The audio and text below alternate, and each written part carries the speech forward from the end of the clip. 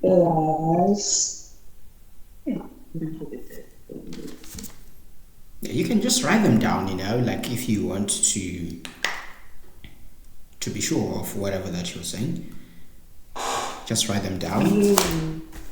So first off, V is equal to U plus AT. That I heard you. Then what's the other one?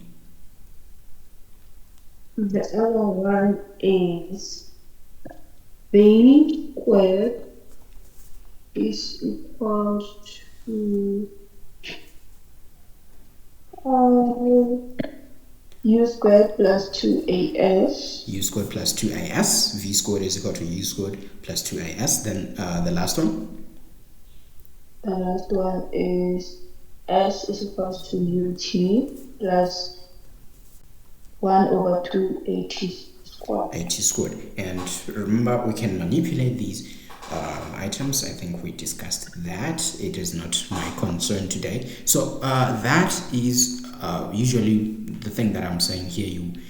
The objects might be sliding along a flat surface or maybe into the air, Then here, however, we can also look at situations where we'll be looking at pulleys, gears, motor shafts, and vehicle wheels, flywheels, etc., etc. These items are spinning around a point. Now, that is the thing, and basically these are some of the things that I was just talking about. And well, the most important thing is we have angular motion, and in angular motion we also have distance, but in angular motion we call it angular displacement.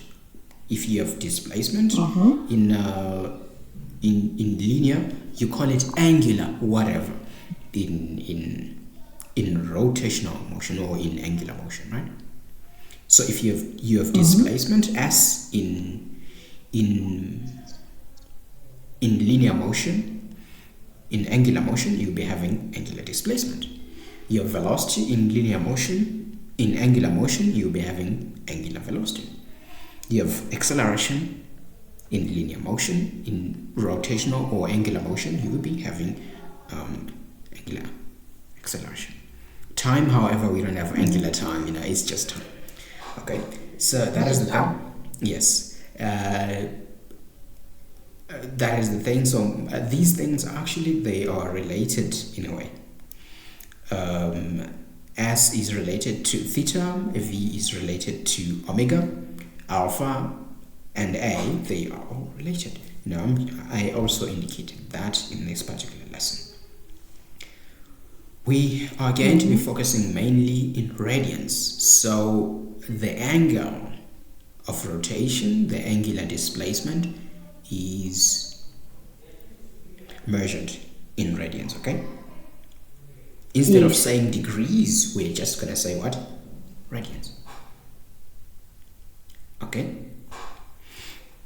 That was the thing. Then I was trying to talk about the conversion units here, but by practice you're just going to be getting used to these things, And theta, which is what the angular displacement, is equal to 2 pi n. Well, I don't really like using this n. Why did I even put that? I like to put a small letter n here.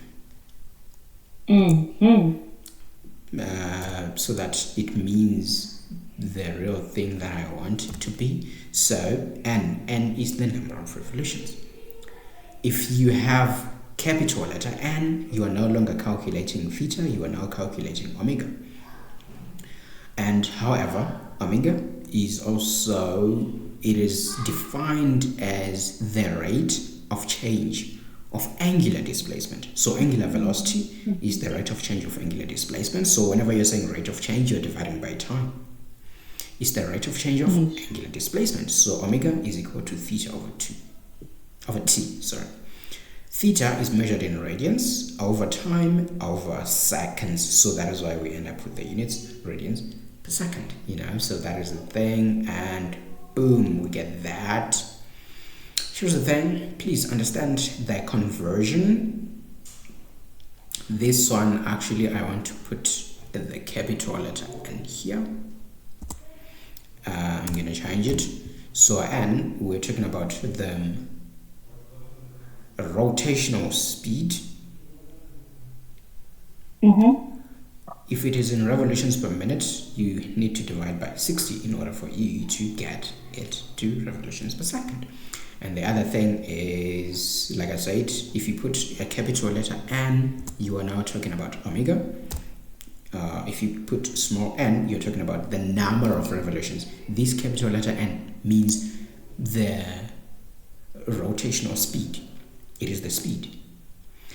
Small n, it is the number of revolutions.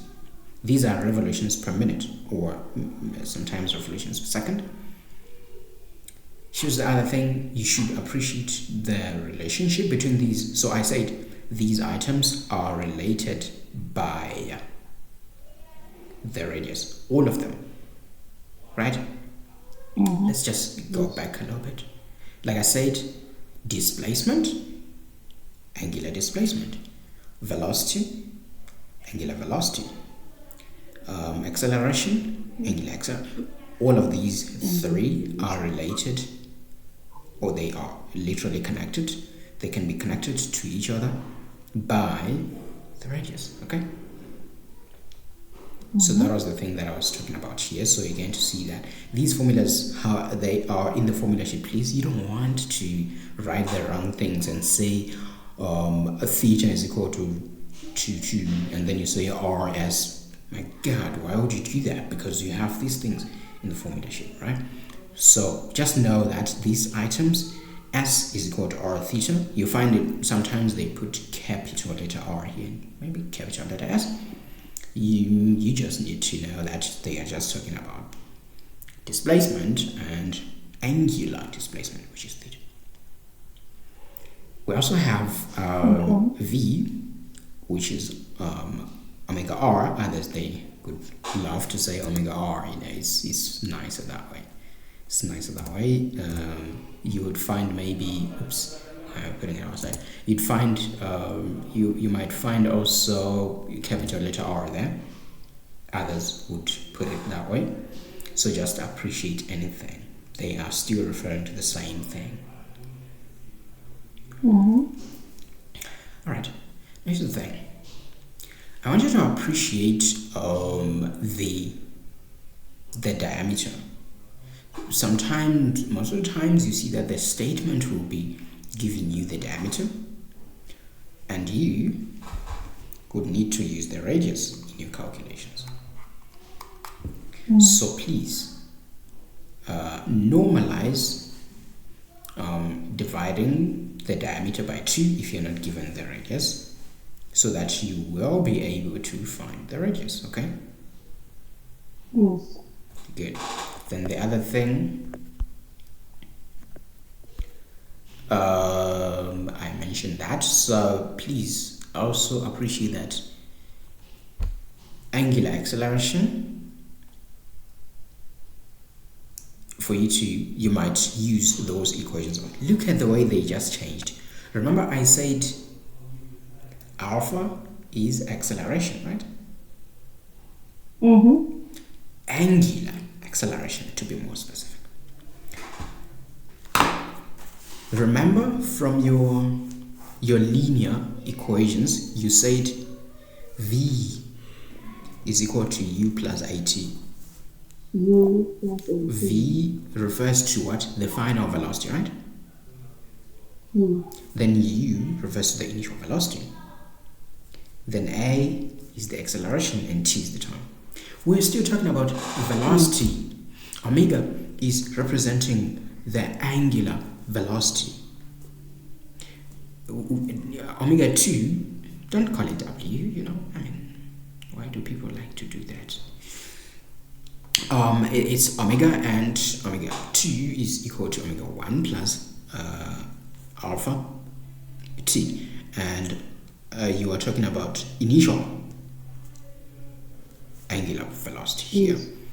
And then you get that. You can go on and determine the angular displacement theta. You can get it in different ways depending on the information that you'll be having. Okay, like I said before, and please list down the data that you're given and choose the right formula. These items are also in the formulation, so you don't want to miss out. All right, let us look at the average angular velocity. You can get it that way.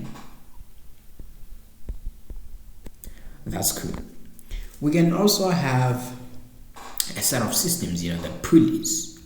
More than one. You'll be having one pulley that is connected to another through the belts most of the times. So if they are connected, it means a velocity of pulley 1, it is equivalent to velocity of the other pulley. And please don't forget that V is equal to omega R, and that also is true since V is equal to V. In other words, remember V is equal to omega R. This thing is very important for you to appreciate, right? And meaning if you can still use the diameter, you can still use the radius, etc., and you get to the point of what? Of the speed ratios. Yes.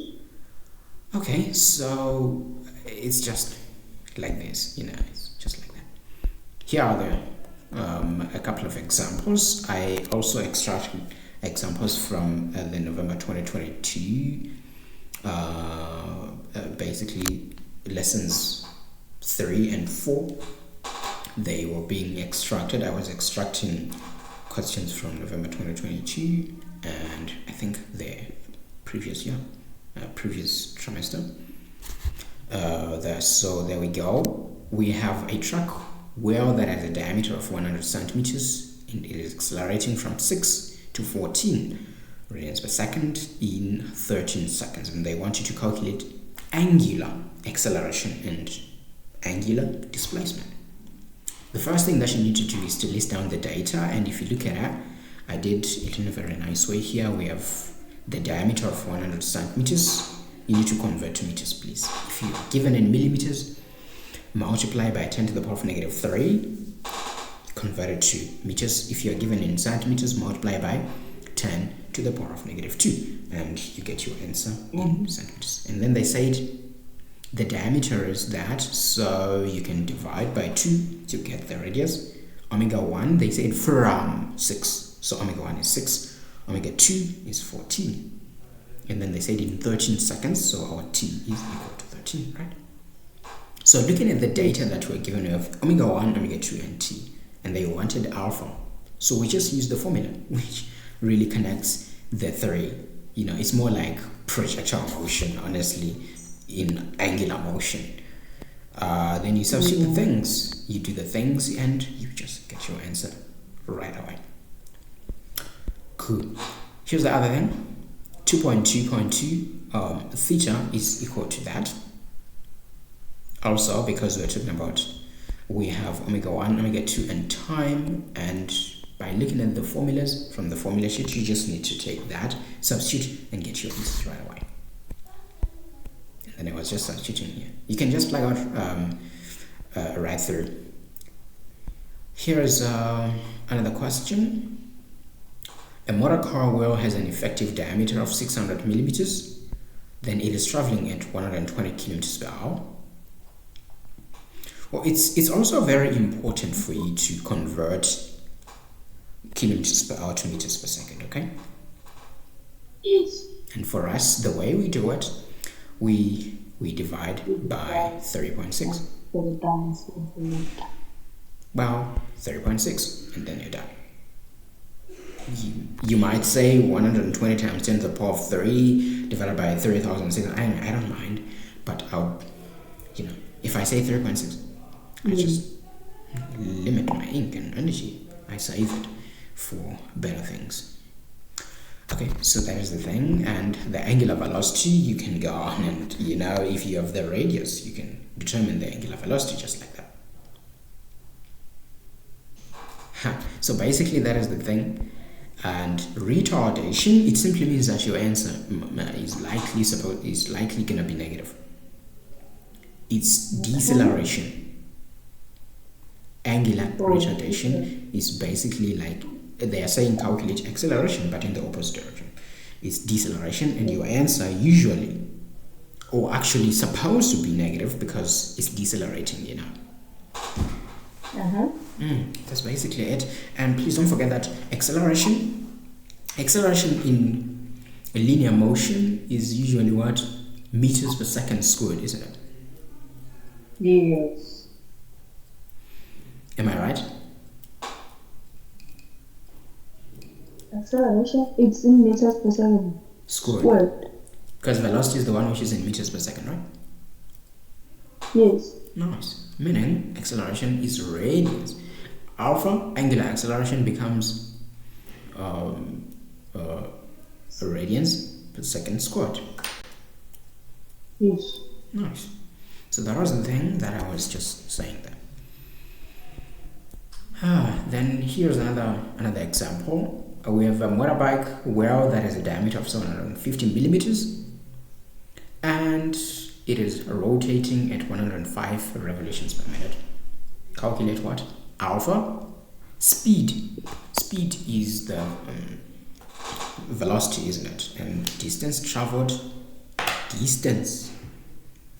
We're talking about distance. S and speed. V, the real V, right?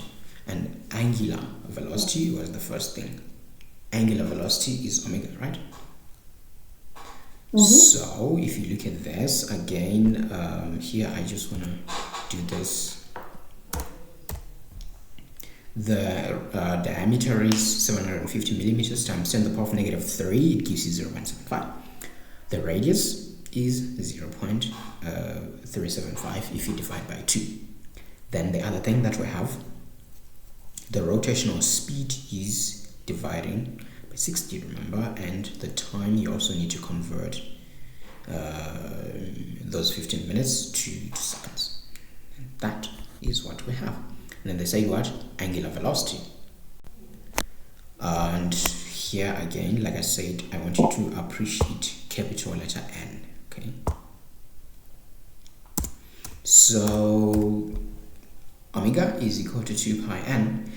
In as much as other people, or maybe some of your textbooks might say omega is equal to 2 pi n over 60, it's because they're just doing it once without converting right at the top.